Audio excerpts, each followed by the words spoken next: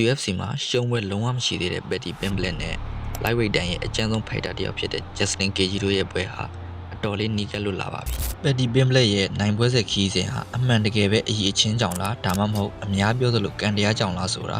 Justin Gaethje နဲ့ထိုးမဲ့ပွဲမှာအဖြေသိရတော့မှာပါ။ Justin Gaethje ကိုအနိုင်ယူနိုင်ခဲ့ရင်တော့သူဟာတကယ်အရေးချင်းရှိတဲ့ fighter တစ်ယောက်ဆိုတာကိုတော့ဘယ်သူမှငြင်းလို့ရမှာမဟုတ်တော့ပါဘူး။ဒါပေမဲ့ Justin Gaethje ဆိုတာဟာလည်း lightweight တန်းက fighter တွေဖြတ်သန်းရမယ်ငရေကန်တစ်ခုလိုပါပဲအတွေ့အကြုံလည်းရင်းချက်တယ်လို့သူ့ရဲ့ဖြတ်အားပြည့်တဲ့လက်ကစ်တွေနဲ့တိကျတဲ့ striking ဘိုင်းတွေကဘယ်ပြိုင်ဘက်ကိုမဆိုဒုက္ခပေးနိုင်တာရှိပါတယ်။ Paddy အနေနဲ့အရင်ပွဲတွေကလိုကိုက်အားနဲ့ပြီးမျက်နှာကိုဖွင့်ကစားမယ်ဆိုရင်တော့ Justin Gaethje ရဲ့လက်သီးတစ်ချက်နဲ့ပွဲကိုအဆုံးဖြတ်ပေးသွားနိုင်ပါတယ်။ Paddy Pimblett ကသူ့ရဲ့ grappling skill နဲ့ ground ဘိုင်းကိုသာဆွဲခေါ်သွားနိုင်မယ်ဆိုရင်တော့ Justin Gaethje အတွက်အခက်တွေ့နိုင်တဲ့အနေအထားရှိပါတယ်။ဒီပွဲရဲ့အဆုံးဖြတ်ကတော့ Paddy Pimblett ရဲ့ခံစစ်ပိုင်းဘယ်လောက်ထိတိုးတက်လာမလဲဆိုတာနဲ့ Justin Gaethje ရဲ့ဖိအားပေးမှုတွေကိုဘယ်လောက်ထိတောင့်ခံနိုင်မလဲဆိုတဲ့အချက်ပေါ်မှာမူတည်နေပါတယ်။